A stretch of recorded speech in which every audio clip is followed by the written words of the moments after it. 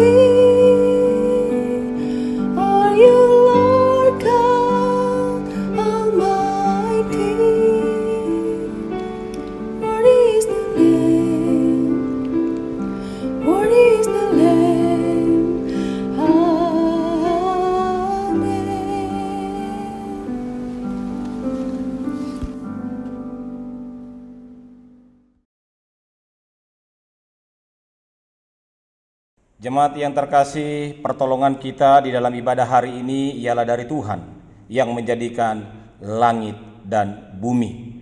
Allah yang Maha Kasih, yang kasih setianya sampai selama-lamanya. Turunlah atas saudara kasih karunia dan damai sejahtera dari Allah Bapa kita dan dari Tuhan Yesus Kristus menyertai saudara sekalian. Amin. Mulia bagi Bapa.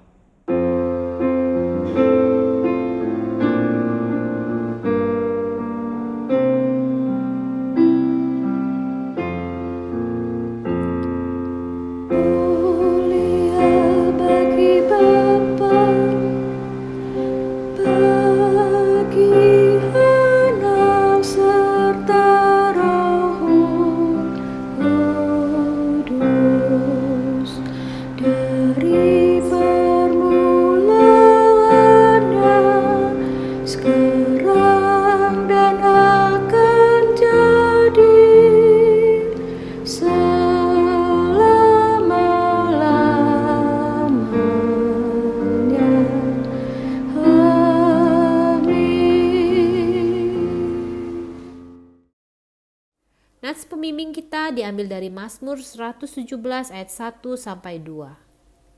Pujilah Tuhan hai segala bangsa, megahkanlah Dia hai segala suku bangsa, sebab kasih-Nya hebat atas kita dan kesetiaan Tuhan untuk selama-lamanya. Marilah kita menyambut nats pembimbing kita akan mengangkat satu pujian tak dapat kuduga.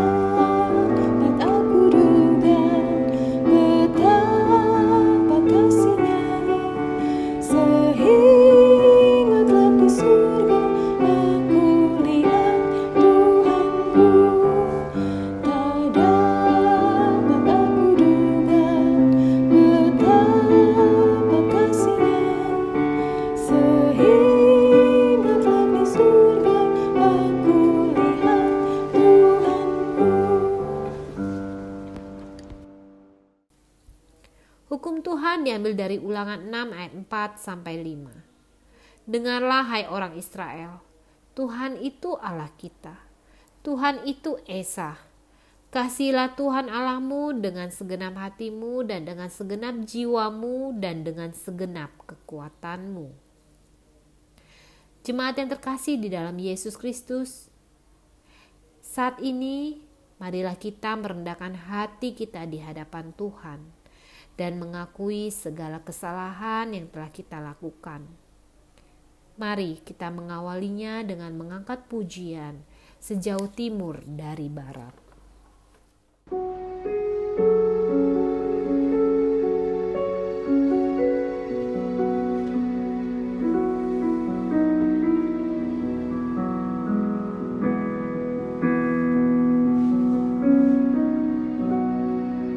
Sejauh timur dari barat, Engkau membuang dosa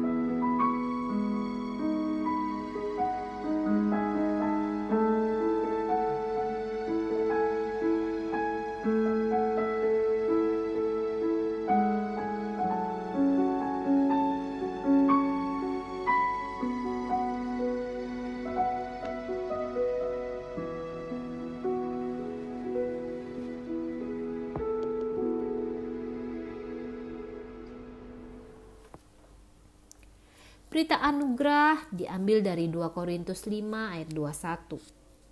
Dia yang tidak mengenal dosa telah dibuatnya menjadi dosa karena kita, supaya dalam Dia kita dibenarkan oleh Allah. Sebagai ungkapan rasa syukur kita atas berita anugerah yang telah kita terima, mari kita menyanyikan nyanyian syukur kita. Yesus bagai bunga bakung.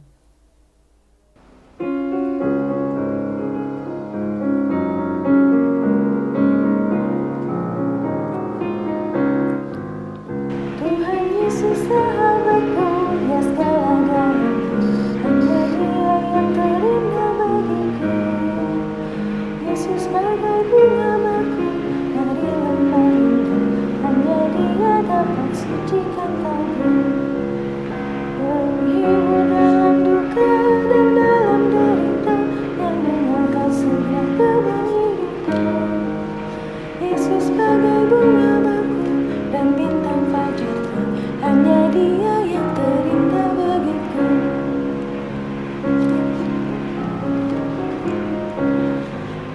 Tuhan Yesus tidak akan meninggalkan daku, ku lakukan kehendak Tuhan terus, yang membuat benteng teguh melindungi daku, maka jiwaku damai sejahtera.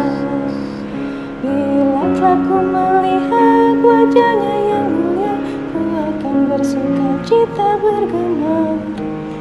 Yesus bagai bunga bakung dan bintang fajar terang, hanya Dia yang terindah bagiku. Yesus bagai bunga bakung dan bintang fajar terang, hanya Dia yang terindah bagiku.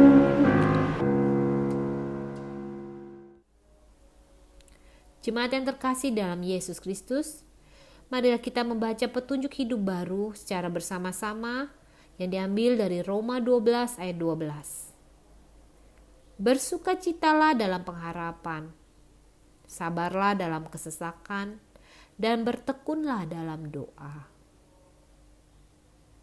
Jemaat yang terkasih, saat ini kita akan mendengarkan firman Tuhan yang akan disampaikan oleh Boksu Rizwan. Marilah kita menyiapkan hati kita. Kita mau mengangkat pujian, jadilah Tuhan kehendak-Mu.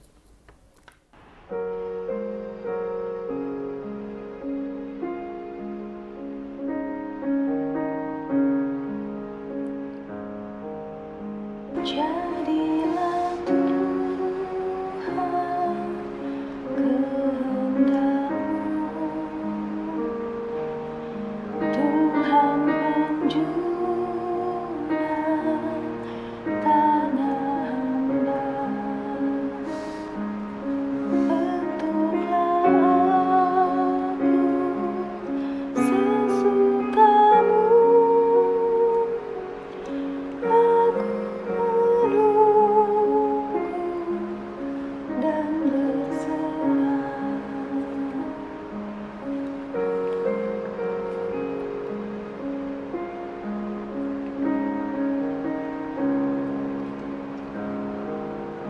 Jadilah Tuhan kehendak-Mu, hatiku Tuhan selidiki, sucikan daku putih bersih di hadirat-Mu, ku menyembah. Salam saudara-saudaraku yang terkasih di dalam Tuhan Yesus Kristus. Tanpa terasa hampir 2 bulan kita sudah melakukan layanan secara online. Dan saya percaya Bapak Ibu Saudara diberkati Tuhan, dikuatkan Tuhan melalui hari demi hari di tengah-tengah pandemi COVID-19 yang terus kita gumulkan bersama-sama. Seraya kita berdoa kiranya Tuhan segera melepaskan kita dari pandemi yang ada ini. Saudaraku, kita akan merenungkan kebenaran firman Tuhan. Mari sebelum kita merenungkan firman Tuhan di bawah sebuah tema mengikuti jejak kaki Kristus. Kita akan berdoa bersama-sama. Bapa kami yang di sorga, kami bersyukur hari ini Tuhan kembali membawa kami dalam sebuah persekutuan dan ibadah. Di tengah-tengah keluarga kami mengumpulkan semua anggota keluarga kami untuk kami boleh beribadah kepada Tuhan walaupun di dalam kondisi yang terbatas melalui online ini.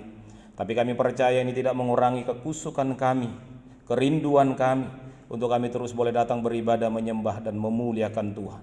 Kami akan merenungkan kebenaran firman Tuhan. Kiranya Roh Kudus menolong kami, Roh Kudus memimpin kami, sehingga kami boleh bersama-sama diberkati, diteguhkan, dikuatkan, dan diingatkan akan kebenaran-kebenaran firman Tuhan. Roh Kudus pakai hamba-Mu ini dalam seluruh keterbatasannya ketika Ia menguraikan firman Tuhan. Berbicara Bapa, kami siap mendengar dalam nama Tuhan Yesus. Amin.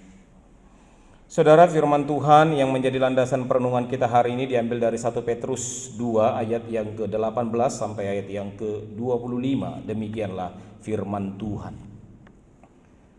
Hai kamu hamba-hamba, tunduklah dengan penuh ketakutan pada Tuhanmu, bukan saja kepada yang baik dan peramah, tetapi juga kepada yang bengis. Sebab adalah kasih karunia jika seseorang karena sadar akan kehendak Allah menanggung penderitaan yang tidak harus ia tanggung.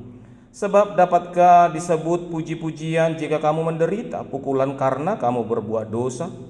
Tetapi jika kamu berbuat baik dan karena itu kamu harus menderita, maka itu adalah kasih karunia pada Allah. Sebab untuk itulah kamu dipanggil, karena Kristus pun telah menderita untuk kamu dan telah meninggalkan teladan bagimu, supaya kamu mengikut jejaknya. Ia tidak berbuat dosa dan tipu tidak ada dalam mulutnya. Ketika ia dicaci maki, ia tidak membalas dengan mencaci maki. Ketika ia menderita, ia tidak mengancam, tetapi ia menyerahkan kepada Dia yang menghakimi dengan adil. Ia sendiri telah memikul dosa kita di dalam tubuhnya di kayu salib, supaya kita yang telah mati terhadap dosa hidup untuk kebenaran.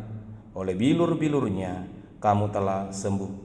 Sebab dahulu kamu sesat seperti domba, tetapi sekarang kamu telah kembali kepada gembala dan pemelihara jiwamu. Demikianlah firman Tuhan. Saudara-saudaraku yang terkasih di dalam Tuhan Yesus Kristus, adakah di antara saudara yang suka dengan masalah atau penderitaan? Saya yakin jawabannya pasti tidak ada, saudara-saudaraku. Tidak ada orang yang suka mencari masalah, tidak ada orang yang suka mencari kesusahan, apalagi itu penderitaan. Kalau bisa seharusnya itu kita jauhkan. Namun demikian saudara-saudaraku yang terkasih di dalam Tuhan Yesus Kristus, di tengah-tengah dunia yang kita hidupi ini, saya percaya juga bahwa tidak ada di antara saudara tidak pernah menderita ataupun mengalami kesusahan. Masalah dan penderitaan itu datang bukan karena dicari, bahkan seringkali dia datang tanpa kita undang. Sekalipun kita berusaha untuk lari dari permasalahan-permasalahan kita, tapi seringkali ia datang seolah-olah kita dipaksa untuk menerimanya.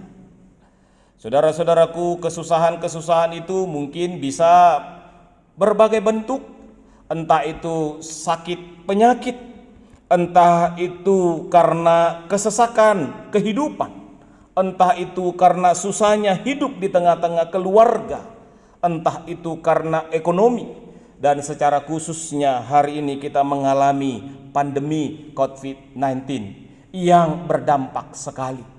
Saudara, tadi malam saya mendengar sebuah berita. Ada begitu banyaknya orang-orang di Jakarta yang akhirnya tidur di trotoar karena mereka tidak mampu lagi membayar uang kos atau sewa rumah. Ada mereka yang telah diberhentikan dari kantor atau perusahaan mereka. Ada yang mereka terpaksa dirumahkan sehingga mereka tidak memiliki pekerjaan lagi dan tidak memiliki penghasilan lagi. sehingga mereka juga akhirnya harus memilih untuk tidur di trotoar jalan di daerah Jakarta sana. Belum lagi kita mendengar bagaimana usaha yang sepi. Belum lagi kita mendengar bagaimana orang tua yang sedih karena anaknya yang susah dan bahkan harus mengalami sulitnya akan kebutuhan hidup sampai hari ini. Saudara-saudaraku yang terkasih di dalam Tuhan Yesus Kristus, semua penderitaan ini kita tidak ada yang mau, namun ia datang tanpa kita duga. Kadang-kadang penderitaan dan kesusahan datang tanpa kita siap menghadapinya. Nah, saudara-saudaraku yang terkasih di dalam Tuhan Yesus Kristus, kalau kita menarik kembali ke dalam kehidupan kita sebagai orang percaya, maka saya mengatakan kesusahan pun tidak asing bagi orang-orang percaya. Kalau kita membaca sejarah gereja, kita akan menemukan bagaimana gereja mula-mula juga mengalami kesusahan, mengalami penderitaan karena iman mereka kepada Kristus. Bahkan Kristen yang adalah pengikut Kristus diajak untuk menyangkal diri dan memikul salib. Saudara-saudaraku, kita diajak untuk mempertahankan iman kita, mempertahankan kepercayaan kita, walaupun harus kehidupan kesusahan dan bahkan nyawa sekalipun melayang. Saudara-saudaraku yang terkasih di dalam Tuhan Yesus Kristus, seolah-olah penderitaan, kesusahan menjadi sebuah ujian dalam kita beriman kepada Tuhan. Seolah-olah kesusahan, penderitaan menjadi alat ukur di mana kita boleh percaya kepada Tuhan dan menjadi sebuah standar bahwa kita sungguh-sungguh mengimani Tuhan di dalam kehidupan kita. Saudara-saudaraku yang terkasih, oleh sebab itu bagaimana seharusnya kita menjalani penderitaan demi penderitaan, kesusahan demi kesusahan yang kita alami sampai hari ini. Hari ini kita akan belajar dari surat Petrus kepada jemaat-jemaat yang ada di Asia Kecil, yang mereka banyak tersebar dan mereka menyatu di daerah Asia Kecil. Saudara-saudaraku yang terkasih di dalam Tuhan Yesus Kristus, maka saya mau mengatakan yang pertama, saudaraku, dari bacaan kita tadi, penderitaan tidak akan pernah lepas dari orang percaya, sehingga jalanilah dan taatlah di dalamnya. Sekali lagi saudara, yang pertama, penderitaan tidak akan pernah lepas dari kehidupan kita, tetapi kita diajak menjalani dan hidup taat di dalamnya. Saudara-saudaraku, kalau kita membaca kembali ayat 18 sampai ayat yang ke-20, kita menemukan bagaimana jemaat-jemaat di Asia Kecil mengalami tekanan. Saudara-saudaraku, sebagai orang perantau atau sebagai orang pendatang yang hidup di tengah-tengah orang yang tidak percaya, banyak sekali iman mereka diuji, saudara-saudaraku. Mereka hidup di tengah-tengah yang mayoritas adalah orang-orang yang tidak mengenal Allah. Bukan hanya mereka ditekan, tetapi mereka juga ditindas. Tekanan yang paling mereka rasakan adalah penganiayaan, tuduhan, direndahkan, dan bahkan dari mereka ada sebagian yang menjadi budak atau hamba di tengah-tengah orang yang tidak percaya. Saudara-saudaraku, penderitaan mereka yang mereka alami seringkali membuat mereka akhirnya meninggalkan imannya, seringkali membuat mereka akhirnya bertanya-tanya dan bagaimana mereka harus melaluinya. Maka di tengah-tengah penderitaan yang mereka alami, saudara-saudaraku, Petrus mencoba menghibur jemaat-jemaat yang ada di Asia Kecil. Seperti kita tahu, saudaraku, Petrus pun adalah orang yang tidak asing lagi dengan yang namanya sebuah penderitaan. Sejak ia dipanggil menjadi murid Kristus, ia hidup bersama-sama dengan Kristus. Ia mengerti apa arti ditolak, saudaraku. Ia mengerti apa arti tidak dianggap bersama dengan Kristus oleh orang-orang yang ada di sekitar mereka. Dan bahkan ketika ia melihat bagaimana Kristus menderita, bagaimana Kristus bergumul, dan bagaimana Kristus harus melewati salib. Saudara-saudaraku yang terkasih, Petrus mengerti sekali apa itu kesusahan dan penderitaan. Oleh sebab itulah ia mencoba menghibur kembali jemaat-jemaat yang ada di perantauan di Asia kecil, supaya mereka kuat, supaya mereka tetap menjalani kehidupan mereka dan taat di dalam proses itu, saudara-saudaraku.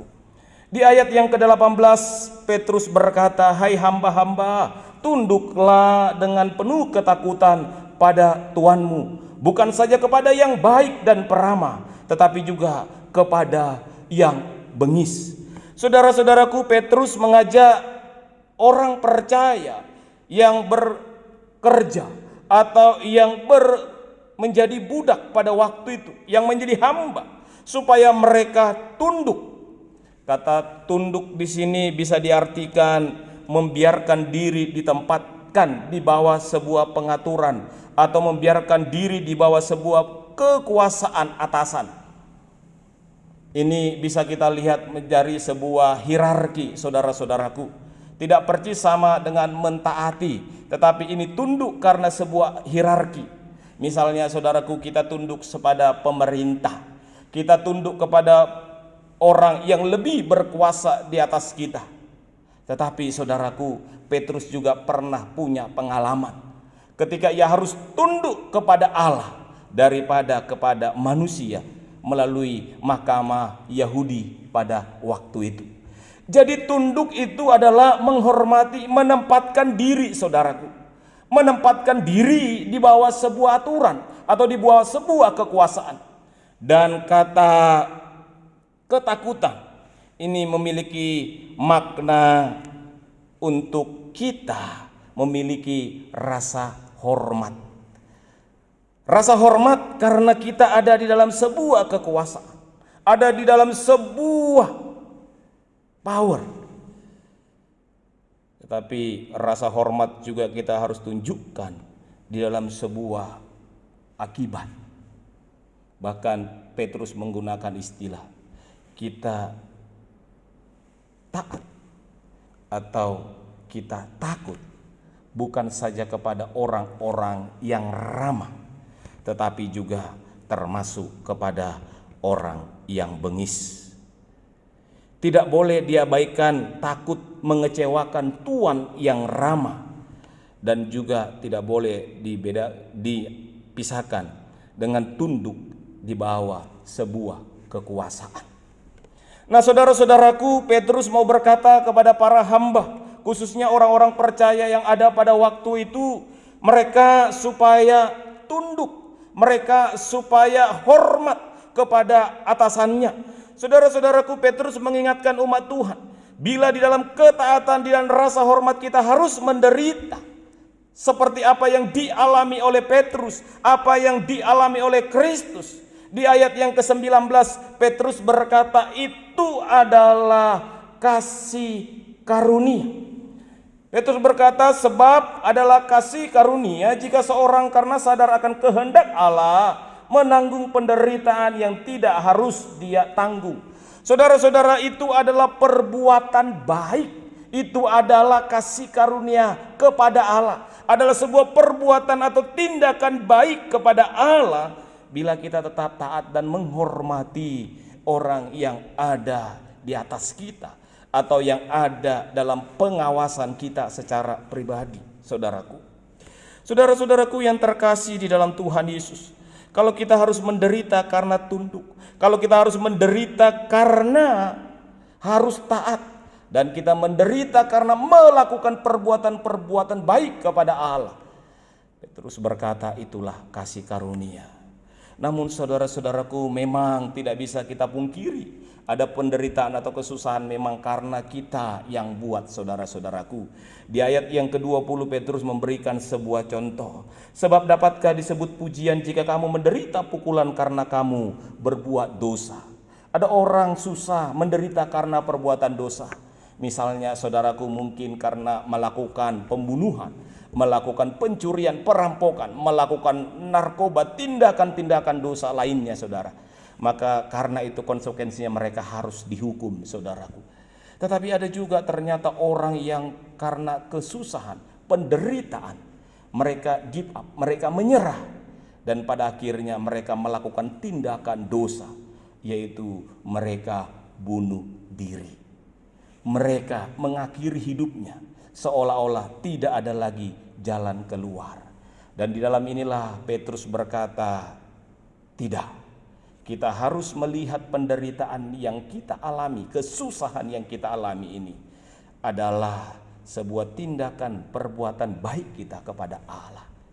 Oleh sebab itu, ketika kita dalam situasi susah, ketika kita dalam penderitaan, maka kita harus tetap menjalaninya dan taat di dalamnya.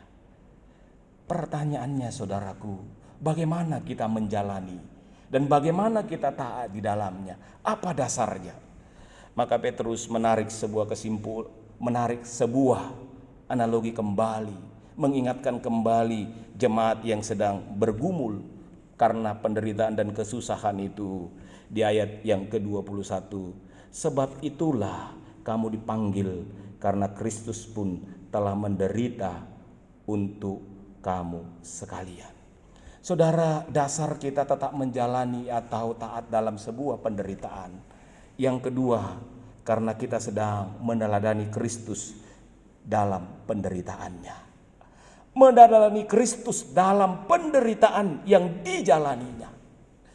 Saudara-saudaraku yang terkasih di dalam Tuhan Yesus Kristus. Sebab untuk itulah kamu dipanggil, karena Kristus pun telah menderita untuk kamu dan telah meninggalkan teladan bagimu. Saudara, kata teladan itu adalah kata yang bisa diartikan mengikuti percis atau mengulang-ulang.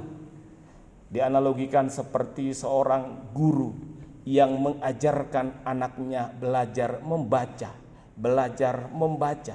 sampai akhirnya anak itu bisa membaca. Tapi bukan hanya membaca, juga bisa menulis, dan pada akhirnya dia mandiri untuk membaca dan menulis. Karena apa? Karena dia dilatih, diulang. Saudaraku, Petrus kembali mengajak jemaat yang sedang mengalami pergumulan. Lihat kembali, belajar kembali dari pergumulan dan penderitaan yang dialami oleh Kristus. Dalam susahnya hidup yang dialami umat Tuhan dan khususnya para hamba pada waktu itu, Petrus memberikan nasihat supaya mereka mengingat kembali penderitaan Kristus yang menderita bagi kita. Dan kita diajak untuk mengikuti jejak-jejaknya, meneladaninya, dan setiap langkah yang dilakukan oleh Kristus, saudaraku. Saudara, di dalam peristiwa Jumat Agung yang lalu kita diingatkan bagaimana Kristus menderita, saudara-saudaraku. Daripada sore malam sampai besok pagi dan bahkan sampai sore harinya, saudara-saudaraku. Saudaraku, di dalam menjalani penderitaan kesusahan itu, Yesus bukan tidak bisa mengalahkan Pilatus dan tentaranya. Dia bukan tidak bisa menghardik tentara-tentara Romawi dan para imam ahli-ahli Taurat pada waktu itu, saudaraku. Yesus bukan tidak mampu keluar dari hukuman Romawi pada waktu itu. Atau Yesus bukan tidak mampu berbuat apa-apa, saudaraku. Tetapi seperti nubuatan Yesaya, ia sabar menjalani proses penderitaan.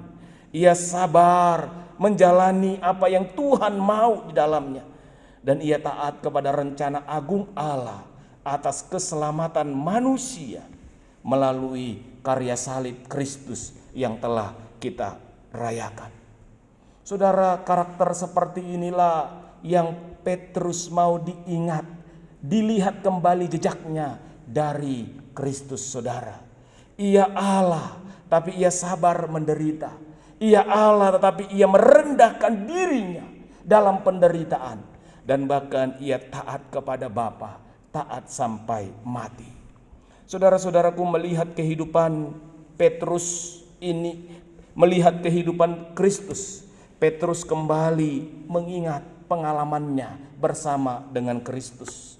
Sekali lagi saya katakan di awal tadi saudaraku, Petrus bukanlah orang yang asing dalam sebuah kehidupan menderita.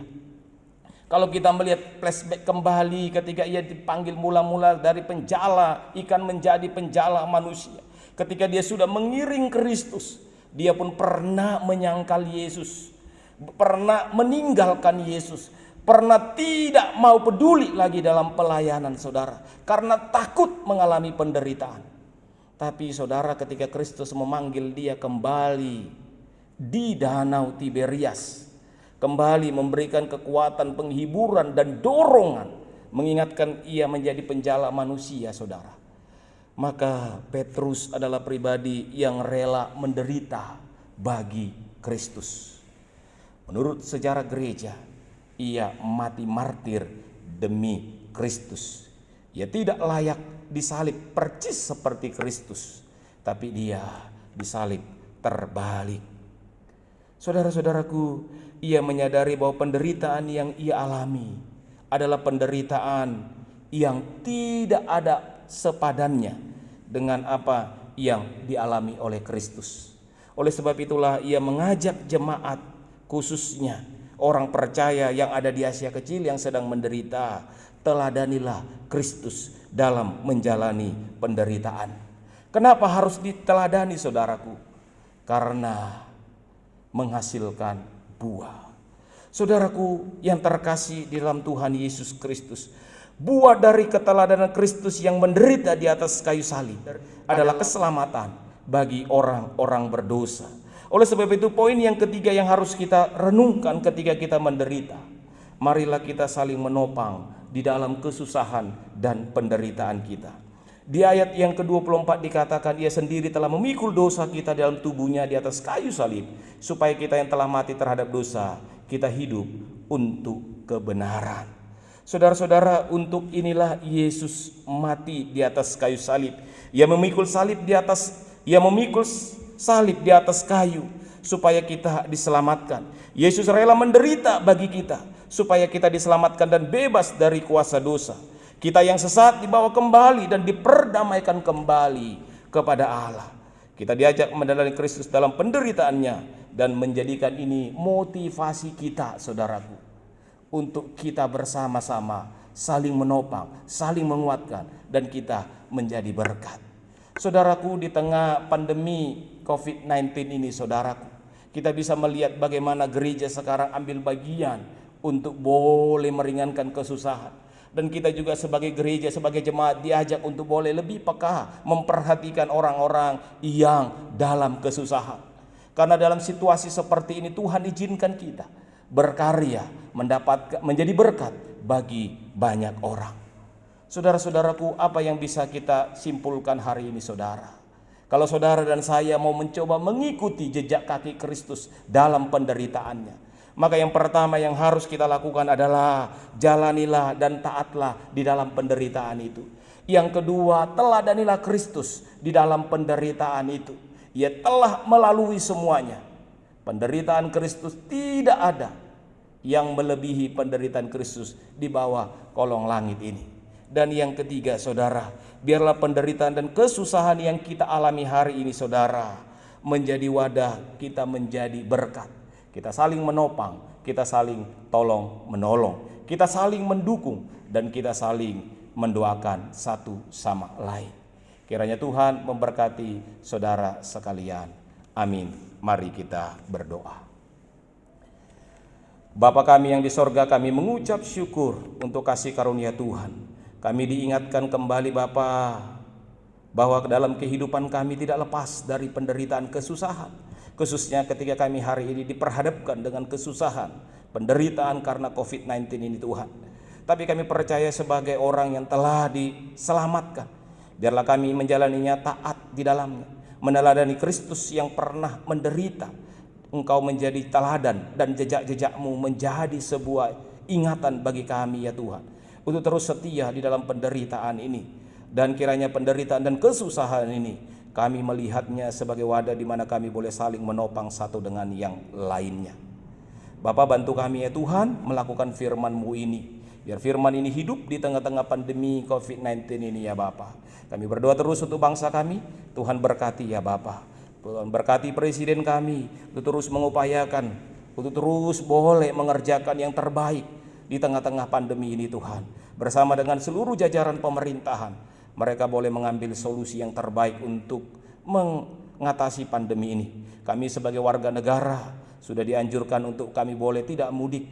Biarlah kami boleh menjaga diri kami, menjaga jarak kami, dan tetap kami melakukan work from home, bekerja di rumah, dan pada akhirnya kami juga beribadah di rumah. Terima kasih Bapak, berkati jemaat-jemaat-Mu dalam pergumulan, dalam kesusahan. Biarlah ini menjadi tempat di mana kami saling berbagi, mengingatkan, mendoakan, dan menopang satu dengan yang lainnya.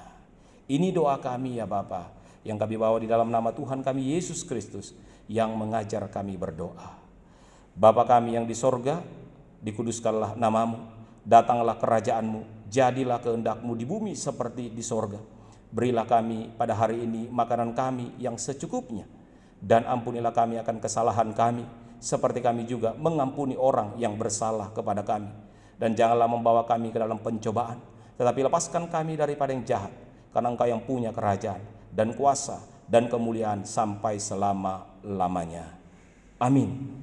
Tuhan memberkati. Jemaat yang terkasih dalam Yesus Kristus, mari kita berdiri bersama dengan gereja dari segala abad dan tempat. Marilah kita mengikrarkan pengakuan iman percaya kita sesuai dengan pengakuan iman rasuli dengan berkata,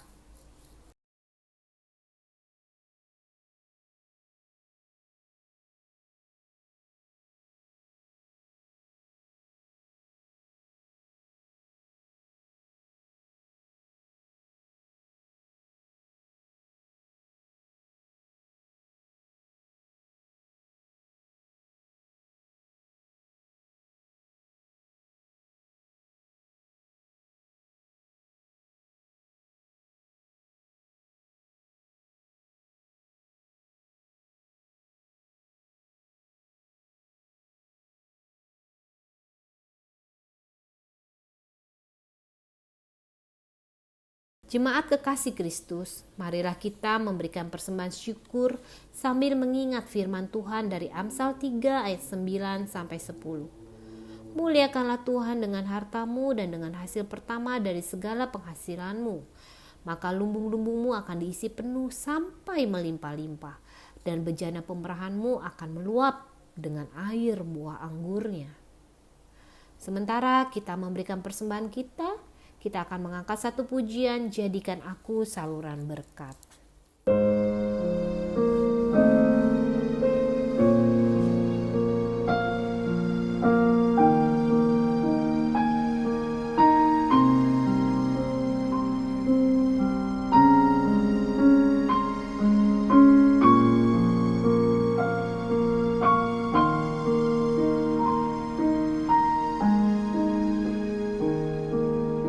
Di jalan hidup naik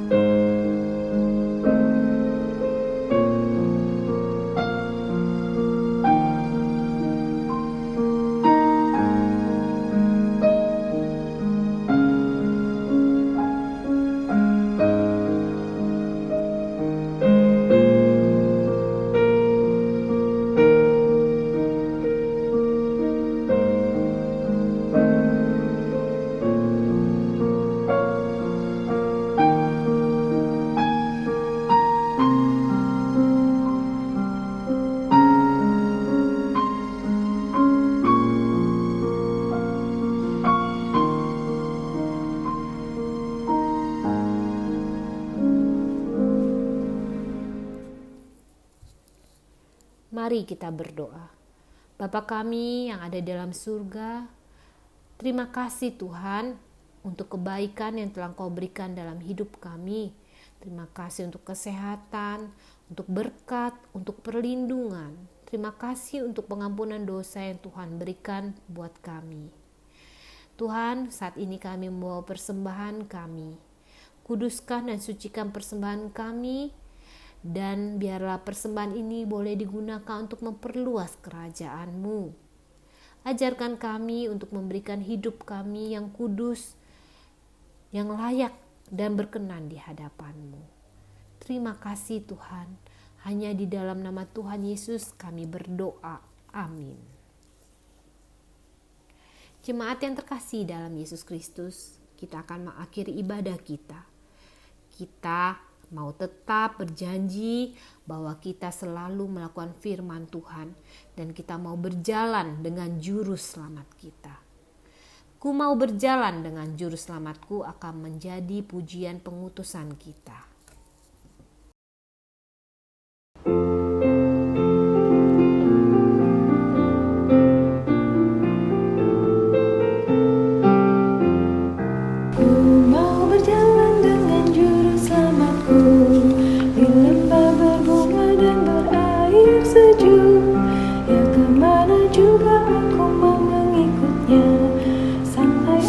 Tiba di negeri baka, ikut Tuhan Yesus. Ku tetap mendengar dan mengikutnya. Ikut Tuhan Yesus. Ya kemana juga ku mengikutnya.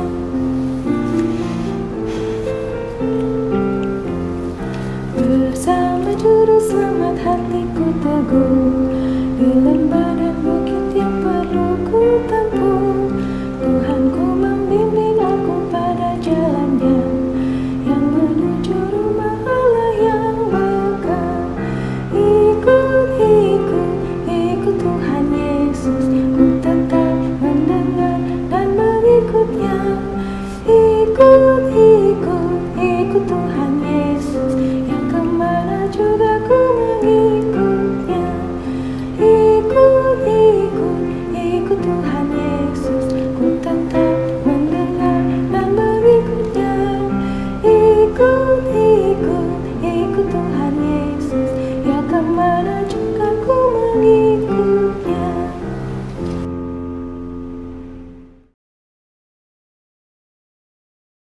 Saudara-saudara yang terkasih di dalam Tuhan Yesus Kristus, sekarang arahkanlah hatimu kepada Tuhan, pulanglah dan terimalah berkat Tuhan.